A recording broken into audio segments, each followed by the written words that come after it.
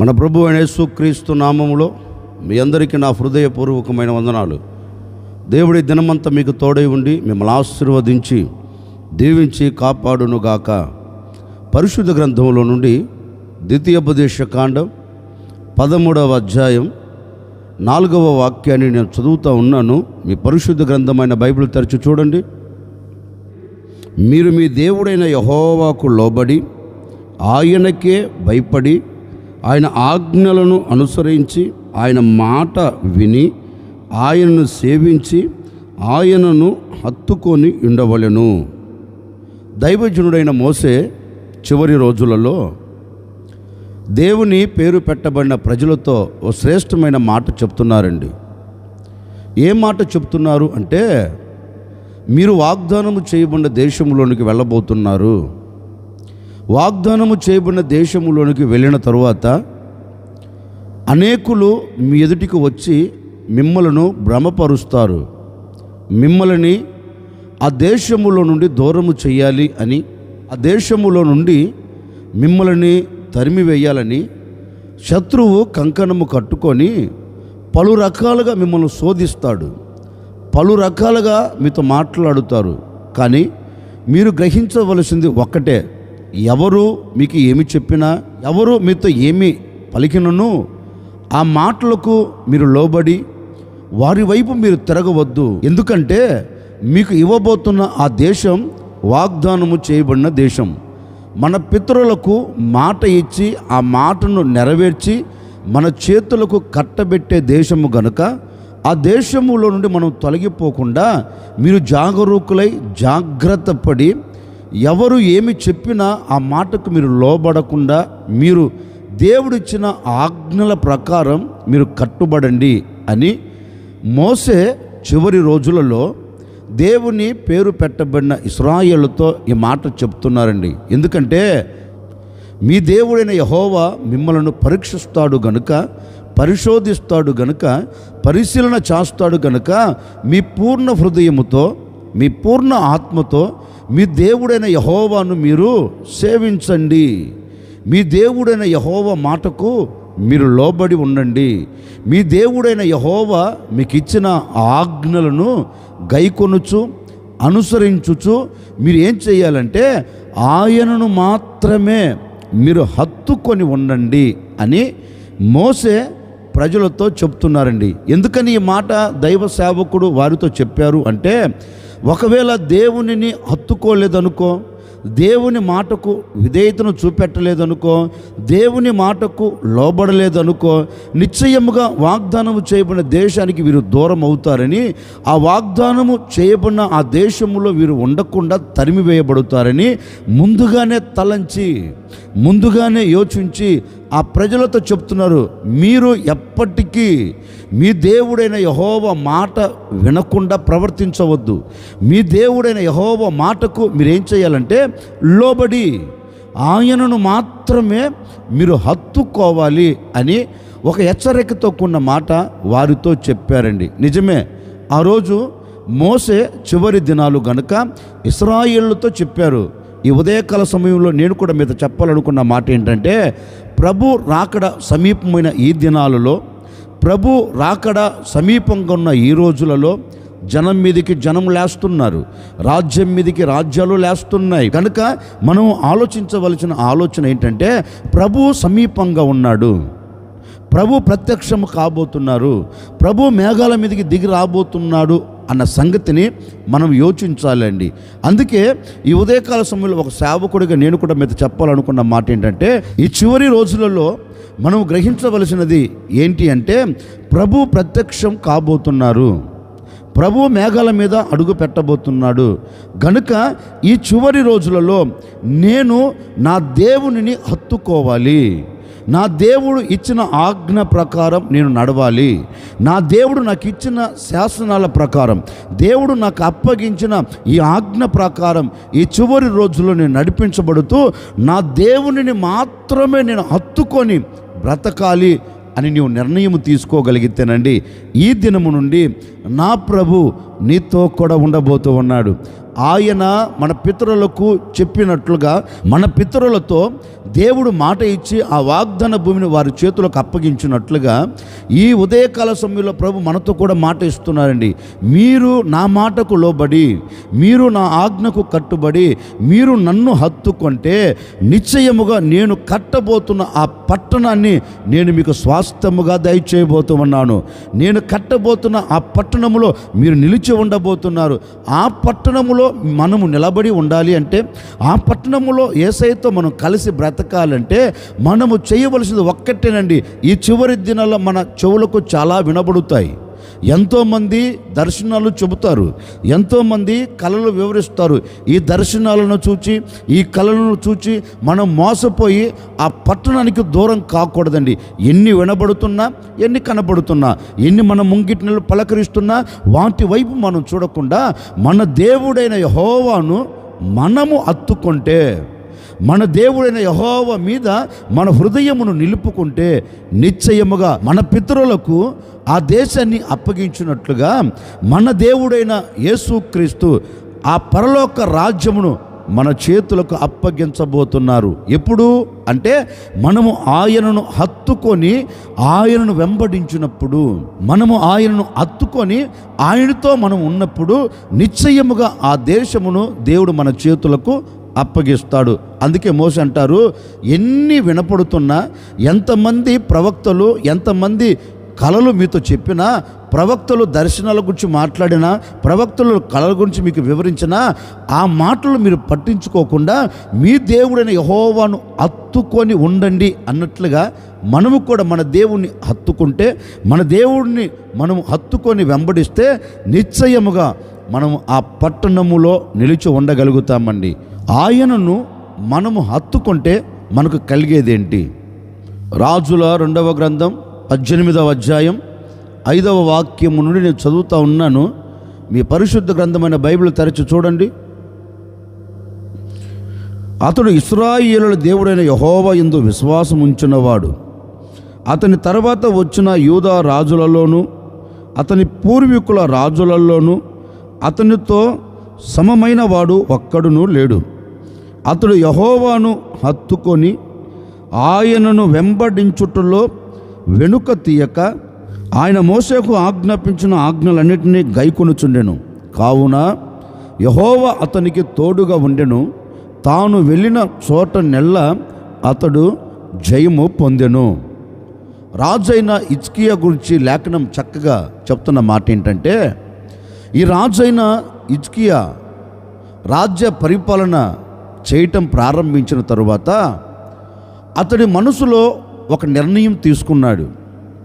ఈ రాజ్యాన్ని దేవుడు నాకు కదా అప్పగించింది, ఈ రాజ్యం మీద నన్ను రాజుగా నా దేవుడు కదా నన్ను నియమించింది, మరి నియమించిన ఆ దేవుని నేను హత్తుకోవాలి అని తన హృదయం ముందు విశ్వాసం ఉంచిన వాడై పూర్వీకులలో ఉన్న రాజుల వలె కాకుండా ఇతడు దేవునిని హత్తుకొని దేవునిని వెంబడించుటలో వెనుక తీయలేదంటండి. యేసయ్య మోషేకు ఏ ఆజ్ఞ అయితే ఇచ్చాడో ఆ ఆజ్ఞలన్నిటినీ తూచా తప్పకుండా గైకొంటున్నాడంటండి. హిజ్కియా రాజును అడిగామనుకో, ఏమండి రాజుగారు, మీరు ఎందుకు ఈ ఆజ్ఞలు వింటున్నారు? మీరెందుకు ఆయననే హత్తుకుంటున్నారు? మీకేదైనా సహాయం కావాలంటే మా వైపు చూడొచ్చు కదా అని అడిగితే ఆయన ఒకే మాట అంటారండి, చూడండి, నేను మిమ్మల్ని నమ్ముకున్నాను అనుకో, నేను మోసపోతా. నేను మిమ్మల్ని ఆశ్రయించాను అనుకో, నేను అపజయాన్ని చూడగలుగుతా. నేను మిమ్మల్ని వెంబడించాను అనుకో, దేవుడు నాకు ఇచ్చిన ఈ రాజ్యములోని నేను కొట్టివేయబడతా. గనుక నేను మిమ్మల్ని వెంబడించకుండా, నేను మీ మీద ఆధారపడకుండా, నేను మీ మీద ఆశ్రయించకుండా ఏ దేవుడైతే ఈ రాజ్యమును నాకు అప్పగించాడో నేను ఆ దేవునిని మాత్రమే వెంబడిస్తాను, ఆ దేవునిని మాత్రమే నేను హత్తుకుంటాను. కష్టము కలిగిన, వేదన కలిగిన, బాధ కలిగిన, శోధన కలిగిన, కన్నీరు కలిగిన, ఒకవేళ చుట్టుప్రక్కల దేశాలన్నీ దండెత్తొచ్చి నా మీదకి యుద్ధానికి పూనుకొనినా నేను ఎవరి మీద ఆధారపడను. నేను ఎవరిని ఆశ్రయించను, నేను ఎవరిని హత్తుకోను, ఎవరి సహాయము కోరుకోను. ఎందుకంటే నన్ను నియమించిన దేవుడు శక్తి కలిగిన వాడు. నేను ఆశ్రయించిన దేవుడు చాతకాని వాడు కాదు. నేను ఆశ్రయించిన దేవుడు అద్భుతం చేయుటకు సర్వశక్తి కలిగిన దేవుడు. నిశ్చయముగా ఎంతమంది శత్రువులు నా ముంగిట నిలబడినా వారి మీద నా దేవుడు నాకు జయమిస్తాడు. ఎప్పుడు అంటే నేను ఆయనను హత్తుకొని ఆయనను వెంబడించటంలో వెనుక తీయకపోతే ఆయన నాకు తోడుగా ఉంటాడు. ఆయన నాకు తోడుగా ఉంటే నేను జయమును చూడగలుగుతాను అని అందరి మాటలు ప్రక్కన పెట్టి దేవుని మీద తన మనసును నిలుపుకొని ఇప్పుడు ఆయన పూర్తిగా హత్తుకున్నాడండి. దేవునితో అంటాడయ్యా, నాకు వేరొక ఆశ్రయం అక్కర్లేదయ్యా, నాకు వేరొక దిక్కు అక్కర్లేదయ్యా, నీవే నా ఆశ్రయం, నేను నిన్నే హత్తుకుంటాను, నేను నిన్నే వెంబడిస్తాను అని దేవుని పూర్తిగా హత్తుకున్నాడు. హత్తుకోవటమే కాదండి, దేవుడు మోషకు ఏ ఆజ్ఞ అయితే ఇచ్చాడో ఆ ఆజ్ఞలోనే నడిపించబడుతున్నాడంటండి. ఆజ్ఞ మీరలేదంటండి. ఆజ్ఞ మీరకుండా ఆయనను హత్తుకొని వెంబడిస్తున్నాడు గనక లేఖనం చెప్పకనే చెబుతుంది, యెహోవా అతనికి తోడై ఉండెను. దేవుడు ఎందుకు అతనికి తోడై ఉన్నాడు? దేవుడు అతనికి తోడై ఉండేదానికి ప్రబలమైన కారణం ఏంటి అంటే ఈ హిజ్కియా రాజు దేవునిని హత్తుకొన్నాడు గనక యెహోవా ఇతనికి తోడై ఉన్నాడు. ఈ హిజ్కియా రాజు దేవుడిచ్చిన ఆజ్ఞను తూచా తప్పకుండా పాటిస్తున్నాడు గనక దేవుడు ఇతనికి తోడై ఉన్నాడు. ఇప్పుడు తోడై ఉండి ఏం చేశాడంటే ఈ హిజ్కియా రాజు ఎక్కడ అడుగు పెడుతున్నా, ఏ చోటకి వెళుతున్నా దేవుడు అతనితో కూడా వెళ్ళి దేవుడు అతనితో కూడా ఉండి ఎక్కడ అడుగు పెడుతున్నా దేవుడు అక్కడ జయమిచ్చి నడిపిస్తున్నాడంటండి. ఎందుకు హిజ్కియా రాజు నువ్వు ఎక్కడికి వెళ్ళినా జయాన్ని చూడగలుగుతున్నావు? ఏ శత్రువులు నీ ముంగిట నిలబడకుండా దేవుడు చేయగలుగుతున్నాడు? ఏ శత్రువు నీ ముంగిట నిలబడకుండా పారిపోతున్నారు? అన్ని దేశాల మీద నీకెందుకు జయం కలుగుతుంది అంటే ఈ హిజ్కియా రాజు ఒకటే అంటాడండి, ఏమీ లేదండి, నా సైన్యము వలన నేను జయము పొందట్లేదు, లేకపోతే కత్తుల వలన డాళ్ల వలన నేను జయము పొందట్లేదు, నాకున్న రథాల వలన నాకున్న గుర్రాల వలన నా సైన్యములో ఉన్న పరాక్రమం కలిగిన వారి వలన నేను జయము పొందట్లేదయ్యా. నేను జయము పొందేదానికి ప్రబలమైన కారణం ఏంటంటే నా దేవుడు నాతో కూడా అడుగులు వేస్తున్నాడు.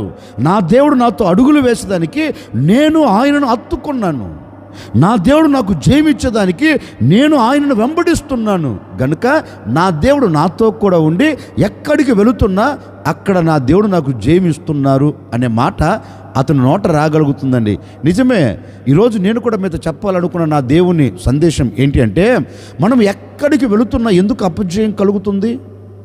ఎక్కడ అడుగు పెడుతున్నా ఎందుకు మనకు అవమానం కలుగుతుంది? అది చేస్తున్న వ్యాపారంలో కావచ్చు, చేస్తున్న చేతి పనిలో కావచ్చు, చేస్తున్న ఉద్యోగంలో కావచ్చు, మన ఆత్మ సంబంధమైన జీవితంలో కావచ్చు.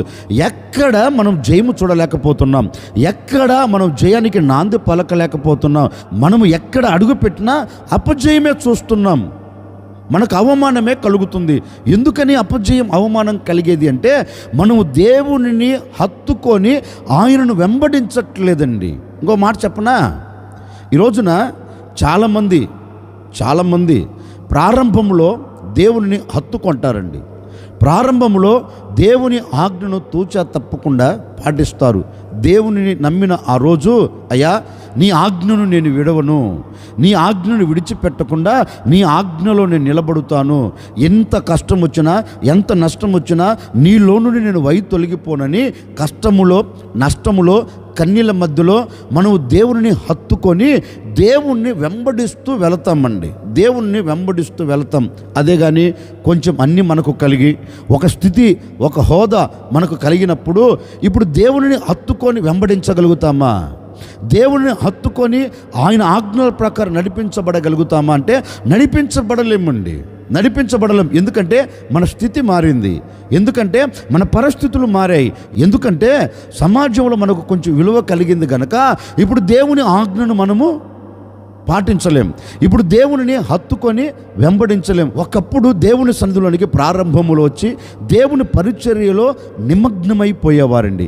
దేవునితో నడిచేవారు, దేవునితో నిలిచేవారు. రోజులు గడిచే కొలది ఇప్పుడు మన జీవితంలో ఏమి అడుగుపెట్టిందంటే లోక సంబంధమైనవి అడుగుపెట్టి ఇప్పుడు దేవునిని హత్తుకొన్న మనం ఇప్పుడు దేవుణ్ణి విడిచిపెడుతున్నామండి. దేవుని వెంబడిస్తున్న మనం ఇప్పుడు దేవునికి దూరం అయిపోతున్నాం.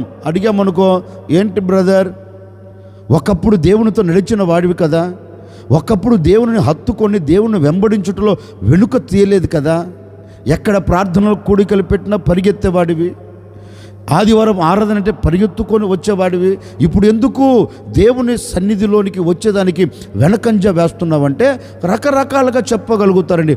ఒక్కప్పుడున్న ఆసక్తి ఇప్పుడు లేదు, ఒక్కప్పుడున్న పరిచర్య ఇప్పుడు లేదు. ఎందుకంటే రోజు రోజుకి దిగజార్చబడుతుంది.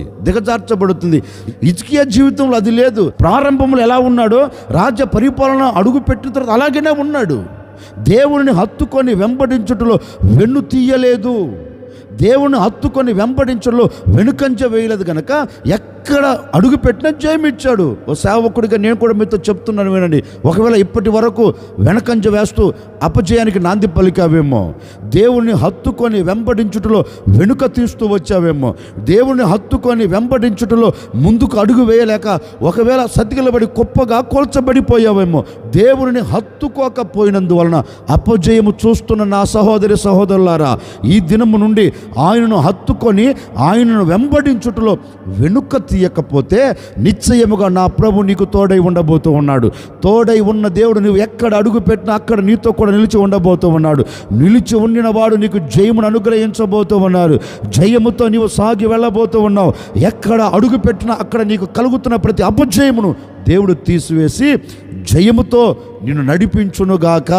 ఓ సేవకుడిగా నా ముగింపు మాటలుగా నేను కూడా కోరుకుంటున్నానండి, ఈ దినము నుండి ఆయనను వెంబడించుటలో వెనుక తీయకుండా ఆయనను హత్తుకొని నీవు ముందుకు సాగి వెళ్ళగలిగితే నిశ్చయముగా ఈ దినము నుండి నా ప్రభు మీకు తోడై ఉండి మీరు ఎక్కడ అడుగు పెట్టినా అక్కడ మీకు జయమును నా దేవుడు అనుగ్రహించబోతూ ఉన్నాడు.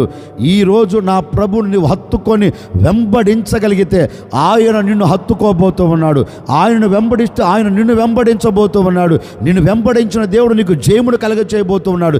ఈ దినము నువ్వు ఎక్కడ అడుగు పెట్టినా, వ్యాపారములో, చేతి పనిలో, ఉద్యోగములో, చదువులో, నీ ఆత్మీయ స్థితిలో ఎక్కడ నీవు అడుగు పెట్టినా అక్కడ నీవు జయము చూచెదవుగాక, అక్కడ నీకు దీవెన కలుగునుగాక, అక్కడ నీకు క్షేమము కలుగునుగాక.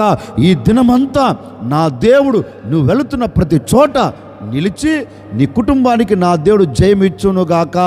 అందుకే మోషే అంటారు, ఇశ్రాయేలు వారులారా మీరు యెహోవాను హత్తుకొని ఉండండి.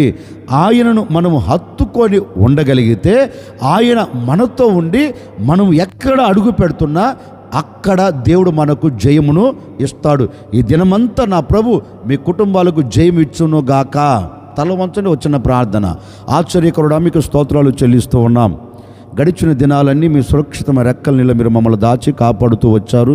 మరొక దినాన్ని మాకు అనుగ్రహించారు. ఈ దినమంతా నాయన మేము మిమ్మల్ని హత్తుకొని మిమ్మల్ని వెంబడించడంలో వెనుక తీయక నాయన మీతో కూడా మేము నడుచున్నట్లుగా కృపను దయచేయండి. ఎందరైతే మిమ్మల్ని హత్తుకోవాలని నిర్ణయం తీసుకున్నారో, మిమ్మల్ని వెంబడించాలని మనసారా కోరుకున్నారో, మిమ్మల్ని హత్తుకొని మిమ్మల్ని వెంబడిస్తున్న వారికి మీరు వారితో కూడా నిలిచి వారు ఎక్కడ నిలబడుతున్నా వారికి జయమును కలగచేసి మీ సన్నిధిలో సాక్షిగా నిలుపుకోమని, ఈ దినమంతా బిడ్డలు చేస్తున్న ప్రతి దానిలో జయము కలుగునట్లుగా మీరు సహాయం చేయమని యేసు నామములు అడిగి వేడుకొనుచున్నాము తండ్రి, ఆమెన్. ఈ దినమంతా నా ప్రభు మీకు తోడై ఉండి మీరు ఆయనను హత్తుకొని వెంబడిస్తున్నారు గనక ఆయన మిమ్మల్ని హత్తుకొని మీతో కూడా వచ్చి మీరు అడుగు పెడుతున్న ప్రతి చోట నా దేవుడు మీకు జయమును దయచేయునుగాక.